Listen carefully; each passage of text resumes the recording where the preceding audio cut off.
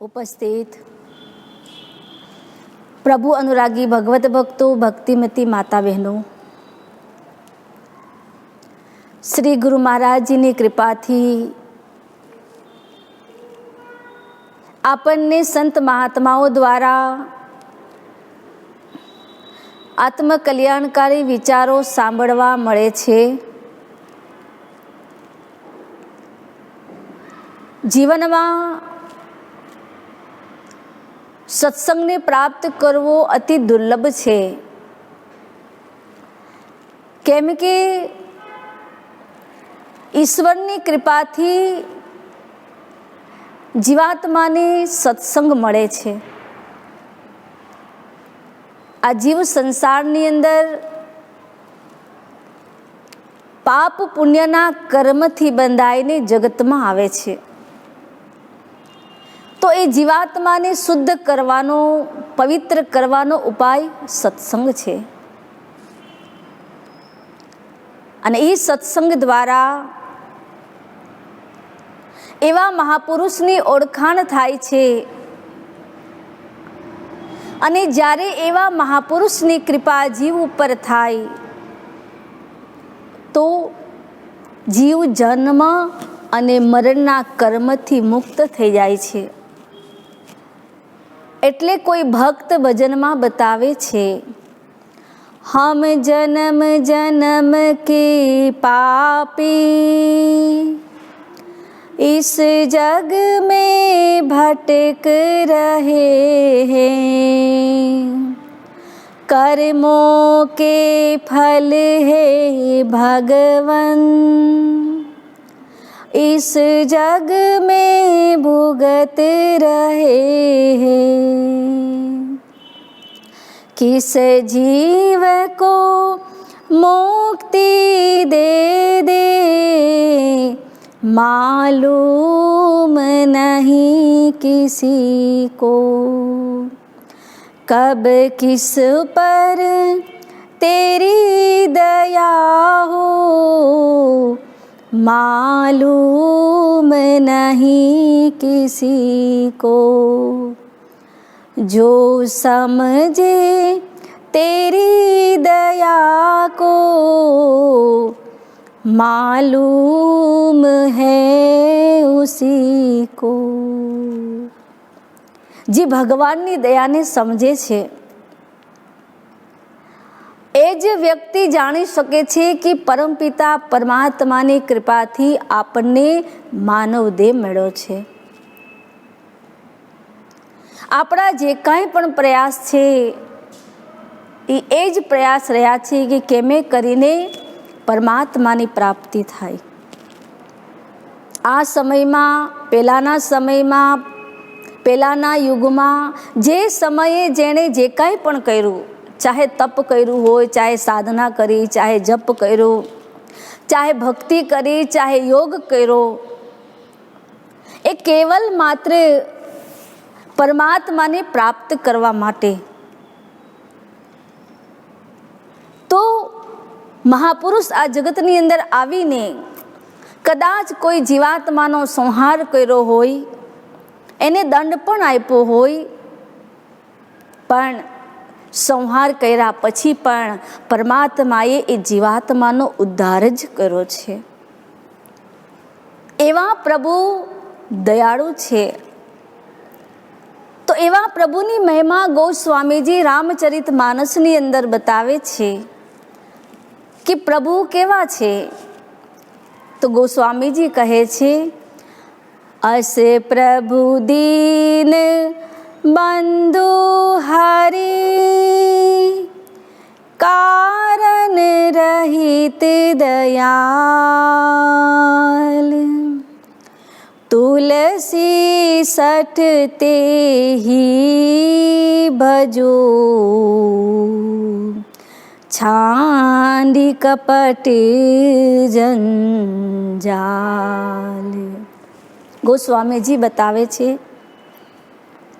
અસ પ્રભુ દીન બંધુ હરિ કારણ રહિત દયાલ।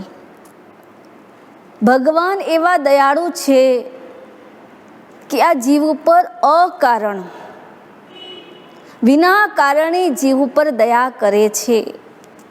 ગોસ્વામીજી પોતાના મનને સમજાવે છે કે સઠ, હે મન, તું હવે જગતની જંજાળ છોડીને પરમાત્માનું ભજન કર.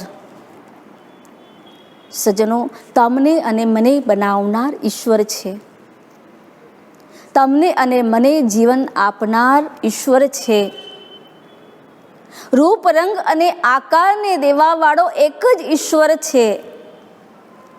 જો આ જગતમાં ઈશ્વર એક જ હોય તો એને પ્રાપ્ત કરવાના ઉપાય પણ બે નથી હોતા. ઈશ્વરને પ્રાપ્ત કરવાનો ઉપાય એક જ છે.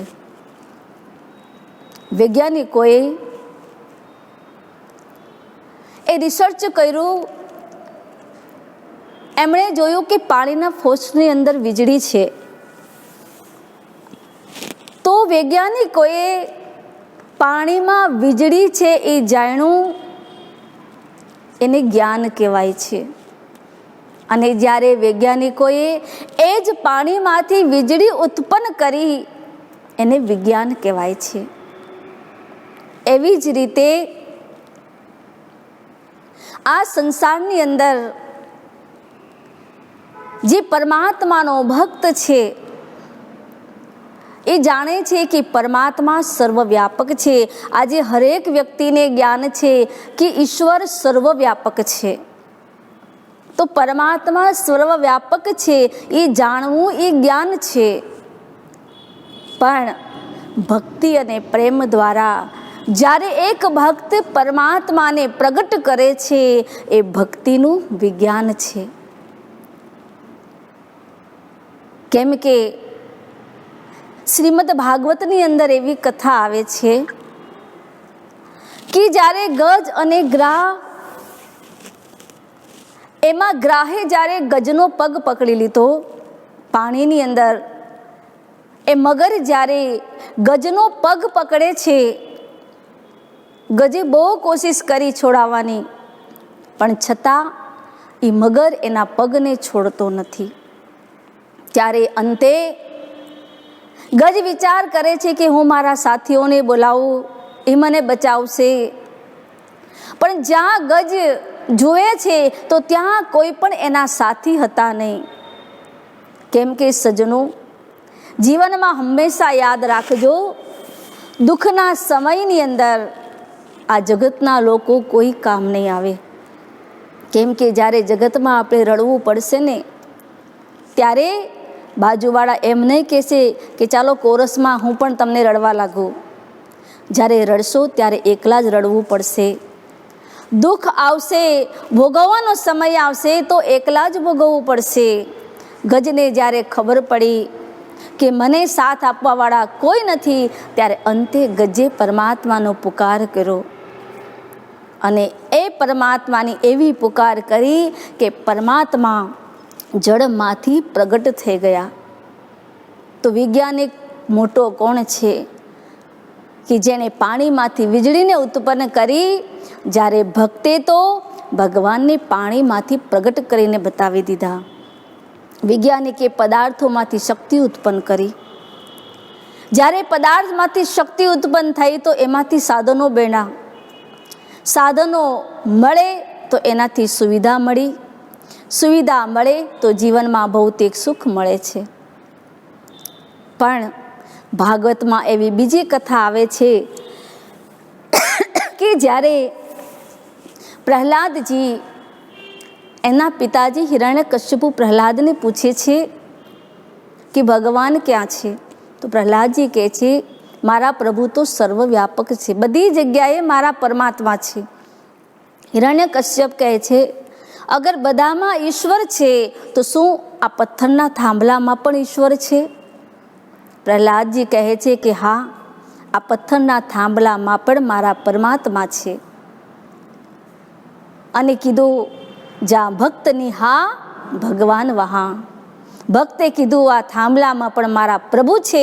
અને એ જ સમયે પરમાત્મા એ પથ્થરમાંથી પ્રગટ થઈ ગયા. તો વિચારો સજ્જનો, વૈજ્ઞાનિક પદાર્થમાંથી શક્તિ ઉત્પન્ન કરે છે અને ભક્ત પથ્થરમાંથી પણ ભગવાનને પ્રગટ કરી દે છે. કહેવાનો ભાવાર્થ એ છે સજ્જનો, જ્યાં સુધી આ જગતની દ્રષ્ટિ છે, જ્યાં સુધી જગત છે ત્યાં સર્વવ્યાપક પરમાત્મા છે. પણ એ પરમાત્માને પ્રગટ કરવા હોય, એને પ્રાપ્ત કરવા હોય તો કઈ રીતે કરી શકાય? એને કેવલ પ્રેમથી પ્રગટ થાય છે. અને એટલે કીધું છે પ્રેમ તે પ્રગટ હોય મેં જાના,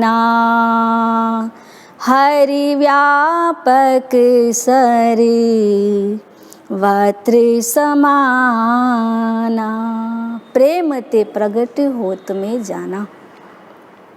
પરમાત્મા પ્રેમથી પ્રગટ થાય છે.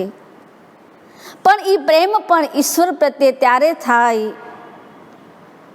કે જ્યારે જીવ ઈશ્વરને જાણે છે, પરમાત્માને ઓળખી લે છે, પછી જ પરમાત્મા સાથે પ્રેમ થાય છે. એના માટે ગોસ્વામીજી રામચરિતમાનસની અંદર બતાવે છે, જાને બિન નહીં હોય પરતીતી, બિન પરતીત ના હોય નહીં પ્રીતિ. જાને બિન નહીં હોય પડતી. ઈશ્વરને જાણ્યા વગર પ્રેમ થતો નથી. અને પ્રીતિ બિના નહીં ભક્તિ દઢાઈ. પ્રેમ વગર ભક્તિ દઢ બનતી નથી. ભક્તિ છે પણ જ્યાં પ્રેમ નથી ત્યાં ભક્તિ કહેવાતી નથી. કલિયુગના સમયની અંદર આપણે જોઈએ છીએ કે વધારે દંભ વધારે છે અને ભક્તિ ઓછી છે. જ્યારે પરમાત્મા શેનાથી મળે છે તો કે કામ આદિ મદ દંભ ન જાકે, તાત નિરંતર બસમે તાકે. પ્રભુ શ્રી રામચંદ્રજી એવું બતાવે છે કે જેની ભક્તિમાં કામ નથી, દંભ નથી, કપટ નથી, છલ નથી, કોઈ પાખંડ નથી, ત્યાં ભગવાન કહે છે હું સ્વયંતા પ્રગટ થઈ જાઉં છું. મને પ્રાપ્ત કરવા માટે છલ કપટ નથી, પણ નિષ્કામ ભાવથી જીવ મને પ્રાપ્ત કરી શકે છે. ભક્તિ સ્વાર્થ વિના હોવી જોઈએ.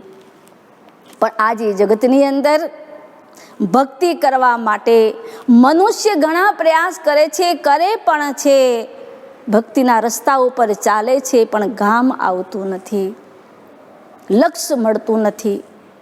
કેમ કે આજે જગતની અંદર દેખા દેખી અને મિલાવટવાળી ભક્તિ થાય છે. એટલે કીધું છે દેખા દેખી ભક્તિ કરવા જાય, એ તો અધૂરિયા કહેવાય. દીવો લઈને કુવે પડવા જાય, સતી તોરણ અમર વાણી ગાય.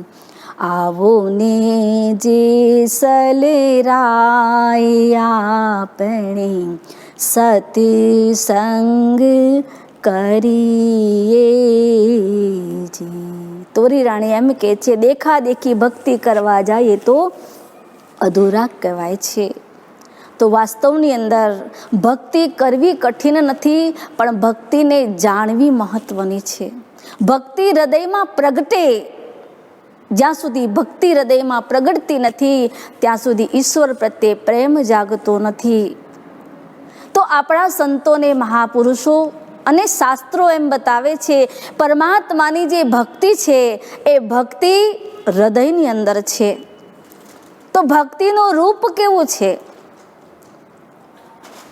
તો એના માટે ગોસ્વામીજી રામચરિતમાનસની અંદર ભક્તિનું વર્ણન કરે છે. રામચરિતમાનસની અંદર બતાવું છે રામ ભગતિ ચિંતામણિ સુંદરે, बस ही गरुड़ जाके और अंदर, परम प्रकाश रूप दिन राती, नहीं चाहिए कछु દિયા ધૃત બાતી. રામ ભક્તિ ચિંતામણી સુંદર. જેવી રીતે મણીની અંદર પ્રકાશ હોય છે, એમ ભગવાનની જે ભક્તિ છે એ પ્રકાશ સ્વરૂપ છે. તો ક્યાં છે? તો બસ હી ગરુડ જાકે ઉર અંદર. કાકભૂષણજી ગરુડજીને સમજાવતા કે છે એ પરમાત્માની ભક્તિ હૃદયની અંદર છે અને એ ભક્તિનો સ્વયં પ્રકાશ છે, પરમાત્માનો સ્વયં પ્રકાશ છે. ત્યાં કોઈ બહારનો પ્રકાશ નથી. પરમ પ્રકાશ રૂપ દિન રાતી નહીં ચાહીએ કછું દિયાધૃત બાતી. એ પરમાત્માના ભક્તિના પ્રકાશની અંદર બહારના પ્રકાશની કોઈ જરૂરત નથી. ઘી, દીવા, બત્તી, માચીસ, બહારના કોઈ સાધનની જરૂરત નથી. તો આ સ્વયં પરમાત્માનો પ્રકાશ, એ પરમાત્માનો ઈશ્વરી સ્વરૂપ હરેક મનુષ્યના હૃદયની અંદર છે. એટલે કીધું, જો તિલ માહી તેલ હે, જો ચકમક મેં આગ, તેરા સાઈ તુજ મેં હે, જાગ શકે તો જાગ. જેમ તલની અંદર તેલ છુપાયેલું છે પણ દેખાતું નથી, એ તલમાંથી તેલને પ્રાપ્ત કરવા માટે એવી વિધિ હોય છે, જે વિધિ દ્વારા એ તલમાંથી આપણે તેલને પ્રાપ્ત કરી શકીએ છીએ. એવી જ રીતે હરેક મનુષ્યના હૃદયની અંદર પરમાત્માની ભક્તિ છે, પણ એને પ્રગટ કરવી પડે છે.